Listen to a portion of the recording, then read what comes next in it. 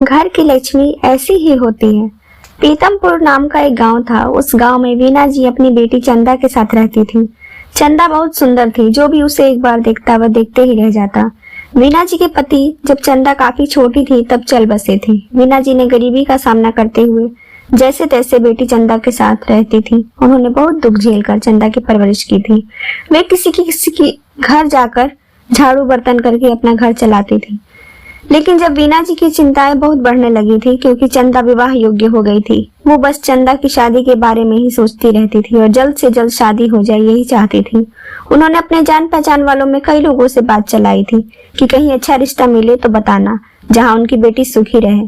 वीना जी बहुत मेहनती थी। वो दिन में घरों में जाकर झाड़ू बर्तन करती और रात में कुछ समय निकालकर कुछ सिलाई करके भी थोड़ा बहुत कमा लेती और अपनी बेटी को बहुत प्यार देती क्योंकि चंदा के सिवा उनका कोई नहीं था।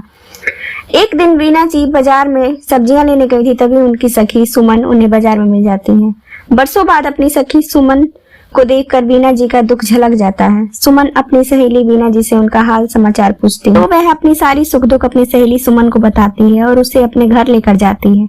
सुमन चंदा की खूबसूरती और व्यवहार देखकर मन ही मन उससे अपने छोटे बेटे विनय के लिए पसंद कर लेती है। सुमन का शहर में अपना एक घर था। उनके परिवार में 2 बेटे एक बेटी थी। बड़े बेटे रवि की शादी उन्होंने शहर में कर दी थी। उनके तीनों बच्चे शहर में ही पले बड़े थे। बेटी रेशमी भी उसी शहर में रहती थी। उसका ससुराल भी पास नहीं था। बड़ी बहू मोनिका पढ़ी लिखी और घमंडी प्रवृत्ति की थी। उसे अपनी कमाई और सुंदरता पर बहुत घमंड था। वो सुमन की कोई इज्जत नहीं करती थी, इसलिए सुमन ने छोटे बेटे विनय की शादी गाँव की लड़की से करना चाहती थी। वीना जी से मिलने के बाद सुमन अपने मन की बात वीना जी को बताती है।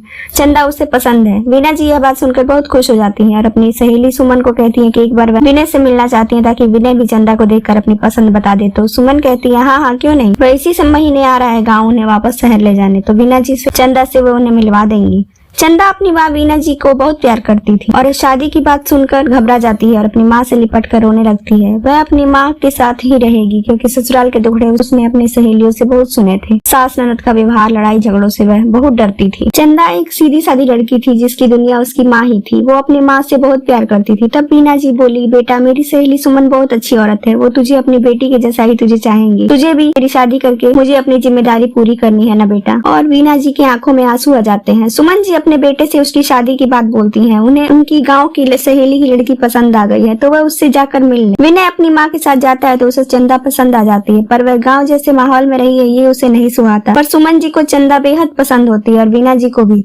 विनय पसंद आता है तो शादी तय हो जाती है। शादी करके चंदा ससुराल चली जाती है। वीना जी रोते हुए उसकी विदाई कर देती है। ससुराल जाकर चंदा को एक नया परिवार मिलता है। सास ससुर, जेठ जेठानी और एक ननद। जेठानी चंदा को हमेशा एक अलग नजरिए से देखती है, उसे पूरा गंवार समझती। चंदा अपने सास ससुर की देखभाल, घर का काम, रसोई का काम, पूजा पाठ सब कुछ बहुत अच्छे से करती। सुमन अब बहुत खुश थी ऐसी बहू को पाकर, पर विनय को चंदा के तौर तरीके, बोल चाल, रहन सहन ये सब पसंद नहीं था। जेठानी पूरा हुक्म चलाती चंदा पर। चंदा सबकी जरूरतों का ध्यान रखती है, सबका दिल जीतने की कोशिश करती, पर सास ससुर के सिवा कोई उसे दिल से पसंद नहीं करता। विनय की भाभी कहती कि चंदा मेरा नाश्ता दो, मेरा सूट जरा प्रेस कर दो, तो सास कहती बड़ी बहू अपना काम स्वयं कर। चंदा कोई नौकरानी नहीं है जो तुम्हारे ऑर्डर मान, वो भी इस घर की बहू है। तो मोनिका कहती मैं वर्किंग वुमेन हूँ, तो चंदा तो सिर्फ घर का ही ना काम देखती है। तो सास कहती तुम नौकरी करती हो तो अपने लिए ना, अपना काम खुद करो। विनय भी पत्नी से यही कहता कि उसने शादी माँ की वजह से की है, उसे अपनी भाभी के जैसी शहरी लड़की पसंद है, तुझ जैसी नहीं। सुमन जी अपने बेटे विनय को समझाती कि चंदा तुम्हारी पत्नी है तो कुछ पैसे उसे दे दिया करो,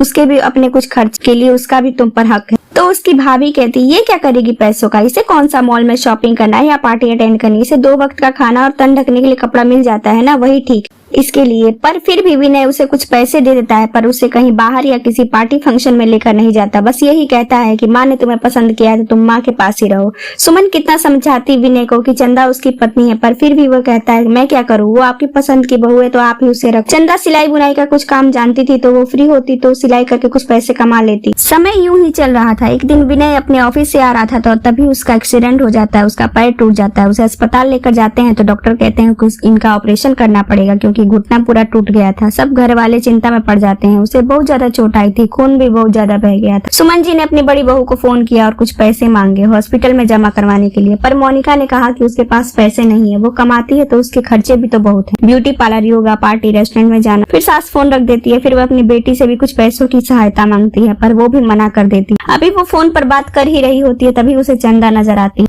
वो कहती है, मम्मी जी मैंने पैसे जमा करवा दिए। इतना कहकर चंदा ब्लड बैंक में जाकर ब्लड देने लगती है, क्योंकि डॉक्टर विनय के ऑपरेशन के लिए ब्लड की मांग कर रहे थे। इधर बेटी और बहू मोनिका भी अस्पताल आ जाते हैं और सब सोचने लगते हैं कि चंदा के पास इतने पैसे कहाँ से, वो तो कोई जॉब भी नहीं करती। और विनय का ऑपरेशन सफल हुआ, उसे होश आया तो सब उससे मिलने गए। सबसे पहले विनय ने अपनी माँ से पूछा कि अस्पताल का बिल किसने जमा किया। भाभी ने किया। बुला दो माँ भाभी, उनको मैं दिल से शुक्रिया करना चाहता हूँ। तो माँ बोली, नहीं विनय, आज शुक्रिया अपनी चंदा का करो, क्योंकि उसने ही बिल जमा किया। चंदा के पास इतने पैसे कहाँ से आए? फिर वह चंदा की तरफ देखकर बोला, तुम्हारे पास इतने पैसे कहाँ से? तो चंदा ने कहा, ये आपके ही दिए हुए पैसे हैं, मेरी सारी जरूरतें तो पूरी हो जाती थी, फिर फिजूल खर्ची क्यों करती? मुझे आपने जब जब पैसे दिए मैंने उसे संभाल कर अपने पास रखे थे, और कुछ पैसे सिलाई करके भी जोड़े थे, तो वही यही थे जो आज मेरे काम आए। मैंने अपनी माँ से सीखा है कि वो बहुत ध्यान से पैसे खर्च करती और उन्हें बचाती। मैंने यह उन्हीं से सीखा है। मेरी हर जरूरत में माँ की बचत ही काम आती, मगर आज ये रुपए नहीं होते तो मैं क्या करती? कहते कहते चंदा सिसकने लगी। जिस घर में तुम्हारे जैसी समझदार गृहिणी होगी वहाँ कुछ भी नहीं बिगड़ सकता। सास ने बड़ी बहू को सुनाते हुए कहा कि पैसा कमाना ही बड़ी बात नहीं होती, पैसा बचाना भी बड़ी बात होती है। फिर विनय ने कहा, मुझे माफ कर दीजिए माँ, सच में आपने मुझे गृह लक्ष्मी ला कर दी है, मुझे आपकी पसंद पर नाज है।